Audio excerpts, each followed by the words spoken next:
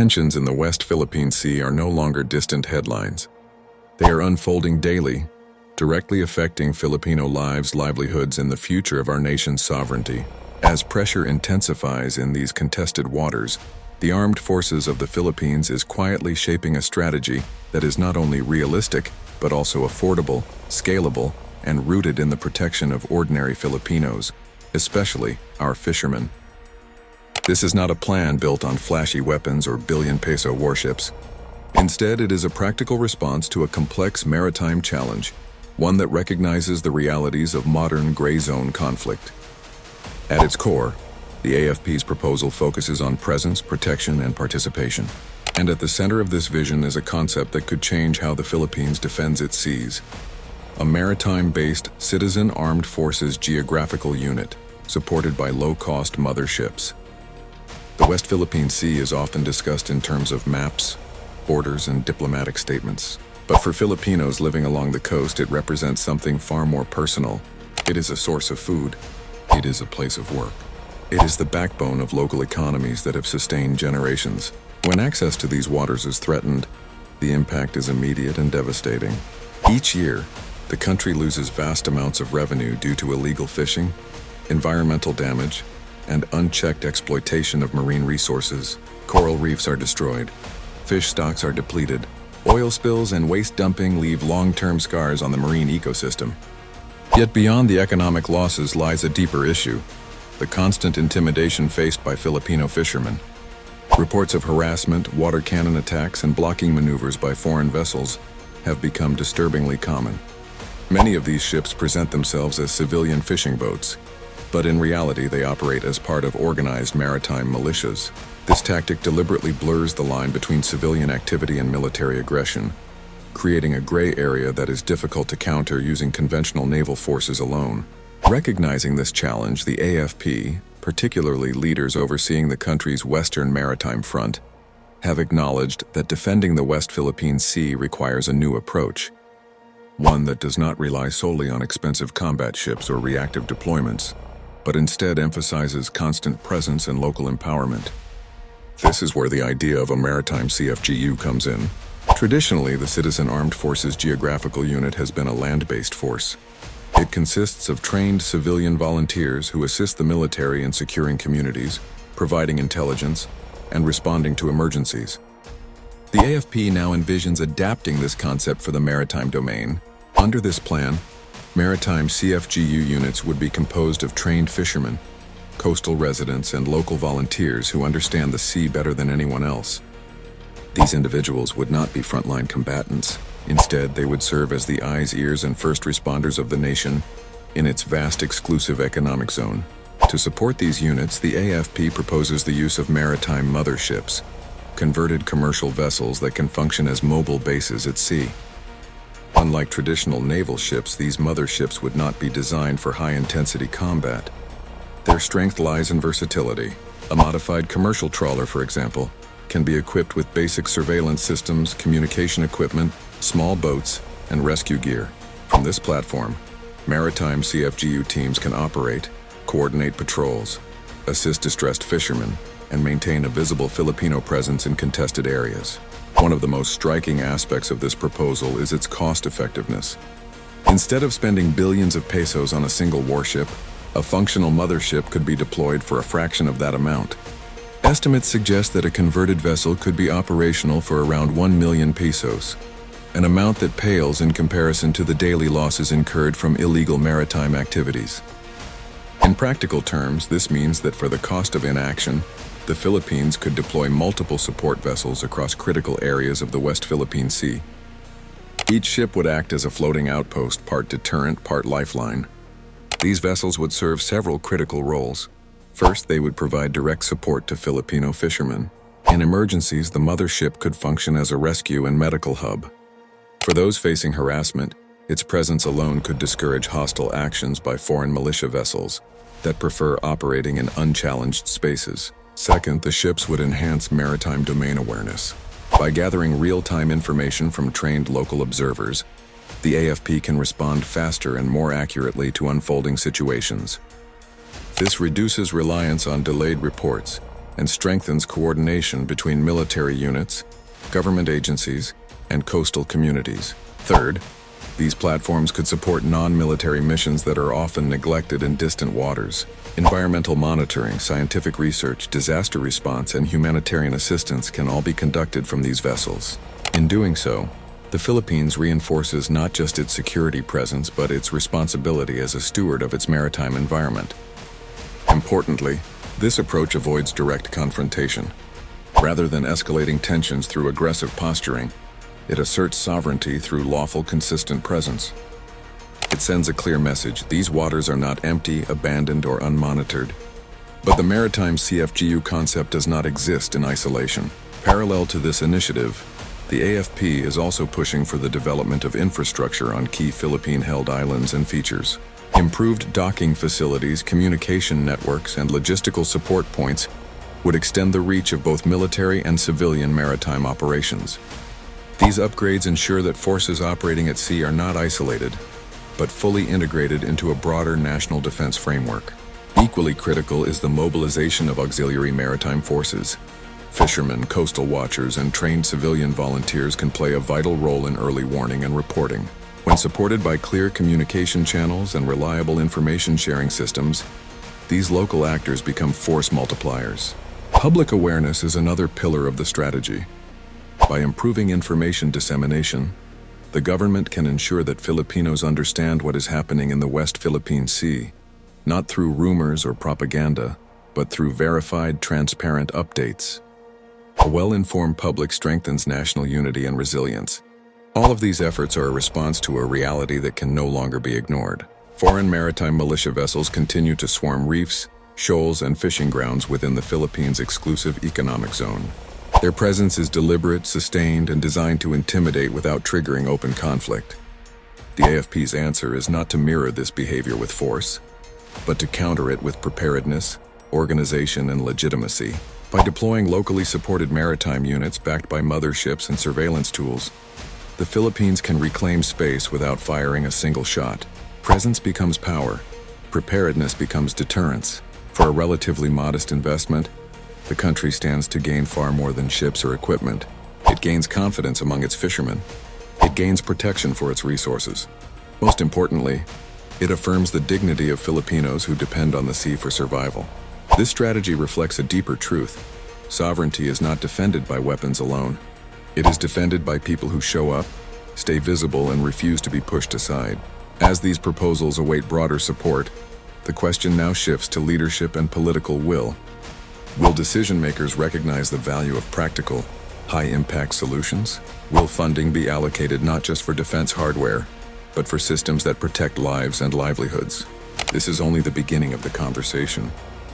While the proposed Maritime CFGU motherships represent a frontline solution at sea, they are only one piece of a much broader strategy. For the armed forces of the Philippines, defending the West Philippine Sea is not about short-term reactions. It is about building a sustainable presence that can endure for decades. This is where infrastructure, coordination, and long-term planning come into play.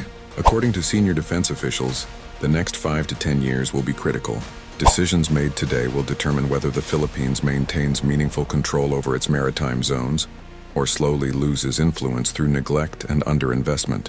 The AFP's approach reflects a growing understanding that sovereignty is reinforced not just by ships sailing the sea, but by systems supporting them from shore to horizon. One of the most important pillars of this strategy is infrastructure development on key Philippine-held islands and maritime features. Many of these locations sit at the front lines of the West Philippine Sea, yet they remain underdeveloped. Limited docking facilities, outdated communication systems, and insufficient logistical support have long constrained operations. As a result, patrols are shorter, response times are slower, and personnel are stretched thin. The AFP plans to change this by upgrading ports, airstrips, storage facilities, and communication networks. These islands can transform from isolated outposts into fully functional operational hubs. Even modest improvements, such as reliable power supply, modern radar systems, and secure data links, can dramatically increase situational awareness and response capability. These forward locations would work hand in hand with the proposed maritime motherships. While the ships extend presence at sea, Island infrastructure ensures sustainability. Crews can rotate efficiently. Supplies can be replenished. Intelligence gathered at sea can be analyzed and acted upon quickly. In modern maritime defense, information is as valuable as hardware. Another key element of the AFP's plan is stronger interagency coordination. Maritime security in the Philippines does not fall under a single institution. It involves the armed forces, the Philippine Coast Guard, local government units, fisheries agencies, environmental offices, and disaster response authorities. Historically, coordination among these bodies has been uneven. Overlapping responsibilities and communication gaps have sometimes slowed action during critical moments. The AFP's new framework seeks to address this by integrating maritime CFGU units and auxiliary forces into a unified reporting and response structure. Under this system, information flows both ways. Fishermen and civilian volunteers provide real-time observations from the water. Military and government agencies analyze these reports, verify threats, and coordinate appropriate responses. This creates a feedback loop that is faster, more accurate, and more inclusive. At the heart of this system are the auxiliary maritime forces. These are not armed militias in the traditional sense. Rather, they are trained civilians, many of them fishermen, who understand local waters intimately. With basic training in reporting procedures, safety protocols, and emergency response, these individuals become force multipliers. Their value lies in numbers and familiarity. A Navy ship may pass through an area once every few weeks. A fisherman is there almost every day. When empowered and protected, local maritime communities can detect unusual activity early, whether it is illegal fishing, environmental damage, or foreign vessel movement. This grassroots maritime network transforms the sea from a blind spot into a monitored space. However, mobilizing civilian forces requires trust and protection. Fishermen will not report threats if they fear retaliation or abandonment. That is why the presence of motherships and support vessels is essential. These platforms reassure local communities that the state is present and responsive. Training is another critical factor. The AFP envisions structured programs that teach volunteers how to observe without provoking confrontation, how to document incidents accurately, and how to prioritize personal safety. The goal is not to turn civilians into combatants, but into responsible partners in maritime security. Alongside this, enhanced communication infrastructure plays a decisive role. Secure radios, satellite links, and digital reporting platforms allow information to move instantly from sea to command centers. In a gray zone environment, minutes can matter. Public information and strategic communication also form a core part of the long-term plan. For years, much of what Filipinos learned about the West Philippine Sea came from fragmented reports or foreign media narratives. This information gap created confusion, misinformation, and sometimes apathy. The AFP and other agencies now recognize that transparency strengthens national resolve. By regularly sharing verified updates, mission outcomes, and factual explanations, the government can build public understanding and support. When citizens know what is happening and why certain actions are taken, unity follows. This is especially important when dealing with gray zone tactics. Foreign maritime militia vessels often operate just below the threshold of open conflict. They rely on ambiguity, deniability, and psychological pressure. Their goal is not immediate confrontation, but gradual normalization of presence. The AFP's response strategy directly challenges this. Instead of withdrawing or remaining silent, the Philippines counters ambiguity with clarity. Every patrol, every support mission, every documented incident reinforces a simple message. These waters are actively governed and lawfully used by Filipinos. Presence in this context becomes a form of resistance. Over time, sustained presence changes behavior. Illegal operators seek easier targets. Environmental violators think twice when monitoring increases. Even well-organized foreign militia vessels prefer unguarded spaces over areas with consistent observation. This is the long game. It does not rely on dramatic standoffs or headline-grabbing confrontations. It relies on patience, consistency, and institutional strength. And crucially, it is affordable. Compared to large-scale naval expansion, investments in infrastructure, auxiliary forces, and support vessels deliver high returns at relatively low cost. A single well-supported maritime hub can improve coverage across vast areas. A network of trained observers can outperform expensive sensor systems when properly coordinated. The economic logic is clear. Every peso spent on prevention saves many more pesos lost to illegal exploitation. Every rescue conducted protects lives and reinforces trust. Every successful patrol strengthens the rule of law at sea. Still, challenges remain. Sustaining political commitment over multiple administrations is not easy. Infrastructure projects take time. Training programs require continuity. Budget allocations must compete with many national priorities. This is why institutionalization matters. By embedding these strategies into long-term defense and development plans, rather than treating them as temporary initiatives, the Philippines can ensure continuity regardless of political change. Maritime security then becomes a national undertaking, not a short-term policy experiment. As the AFP continues to refine its approach, one principle stands out. The future of the West Philippine Sea will not be decided by force alone. It will be shaped by systems, communities, and sustained presence. The Maritime CFGU Mothership is not just a vessel. It is a symbol of a broader shift, away from reactive defense and toward proactive stewardship. It represents a belief that ordinary Filipinos, when supported and organized, can play a decisive role in national security. In the next and final part, we will examine the political implications of this strategy, the role of Congress and the executive branch, and why timely action matters more than ever. Every strategy, no matter how well designed, ultimately rises or falls on one factor: political will.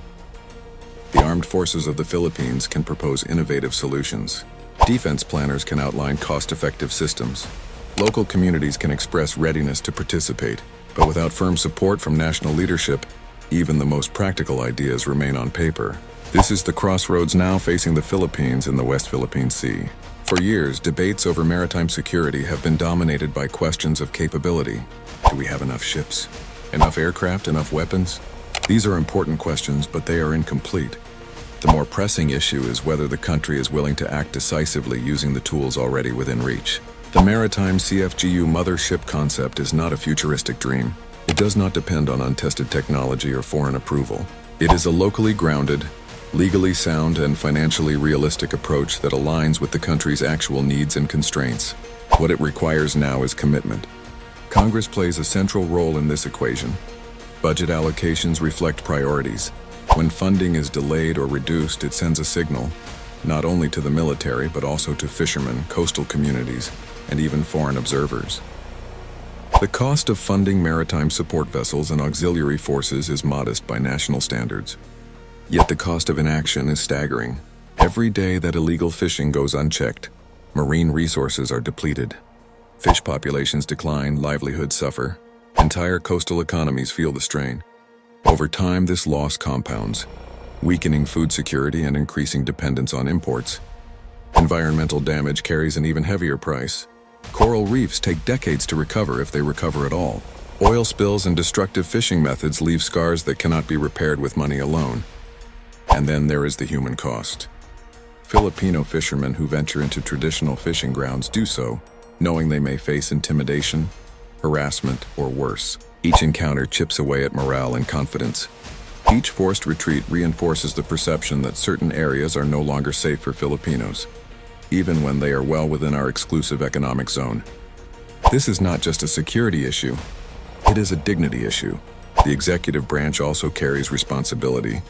Approval processes, interagency coordination, and policy direction all flow from executive leadership. When strategies are endorsed clearly and implemented decisively, momentum builds.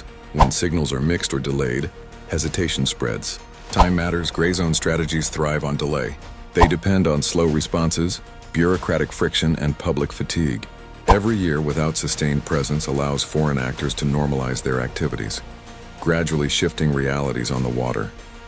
The AFP's proposal disrupts this pattern. By deploying maritime CFGU units supported by motherships, the Philippines changes the rhythm of engagement. Instead of reacting to incidents, it establishes routine presence. Instead of occasional patrols, it maintains continuity. Instead of isolated enforcement, it builds networks. This is how sovereignty is preserved in the modern era, not through dramatic displays of force, but through consistency. Critics may argue that civilian-supported maritime forces risk escalation, but the opposite is true. Properly trained auxiliary units reduce the likelihood of miscalculation. They document, observe, assist, and report. Their mission is protection, not provocation. Presence does not equal aggression. In fact, absence is far more dangerous. When areas are left unmonitored, Uncertainty fills the gap. Opportunistic behavior increases. The threshold for coercion lowers. The economic logic of the AFP's approach is hard to ignore. A single, well-equipped mothership can cover wide operational areas. It can support multiple small boats. It can host medical teams, rescue equipment, and communication hubs. For a fraction of the cost of a major warship, it delivers constant value. Multiply this across several strategic zones, and the return on investment becomes undeniable. But beyond economics lies something deeper: national resolve. Maritime security is often discussed in technical language: radar ranges, patrol schedules, vessel tonnage. Yet at its core, it is about whether a nation chooses to stand by its people. When fishermen see the Philippine flag flying from a support vessel nearby, it sends a message: you are not alone. When communities know that reports are heard and acted upon, trust grows. When presence is sustained, confidence returns. This is how national identity is reinforced, not through speeches but through action. The success of this strategy also depends on public engagement. Filipinos must understand why these investments matter, not as abstract defense concepts, but as everyday realities tied to food on the table, jobs in coastal towns, and the protection of future generations. Media, educators, and independent platforms all play a role in this awareness. Transparent reporting and factual discussion counter misinformation and apathy. When citizens are informed, they are more likely to support long-term solutions, even when results are gradual. The West Philippine Sea will not be secured overnight. There will be no single moment of victory. Instead, success will be measured quietly. Fewer incidents, stronger livelihoods, healthier ecosystems, and sustained presence. This requires patience. It also requires courage, from policymakers willing to fund practical solutions, from military leaders willing to innovate, and from civilians willing to participate responsibly. History shows that nations lose territory not only through defeat, but through neglect. They lose influence not only through force, but through absence. The AFP's Maritime CFGU initiative is a direct answer to that risk. It acknowledges limits without surrendering ambition. It accepts constraints without compromising principles. It chooses presence over posturing, protection over provocation. Now the question turns to leadership. Will Congress act swiftly to fund these initiatives? Will the executive branch move decisively to approve and implement them? Will the nation choose proactive stewardship over reactive crisis management? These decisions will echo far beyond budget cycles and policy papers. They will shape how future generations understand the West Philippine Sea, not as a zone of loss, but as a space of responsibility and resilience. Sovereignty is not defended once. It is defended every day. And in today's maritime environment, defense begins with showing up. This is not about confrontation. It is about commitment. It is not about dominance. It is about dignity. And it is not about distant waters. It is about Filipino lives. Do you believe the Maritime CFGU Mothership program deserves immediate funding? Should national leaders act now, while the opportunity remains? Share your thoughts in the comments. If you value clear analysis and grounded defense strategies, support this channel by liking, subscribing, and staying informed. This has been South Sea Watch PH. Thank you for watching. We'll see you in the next report.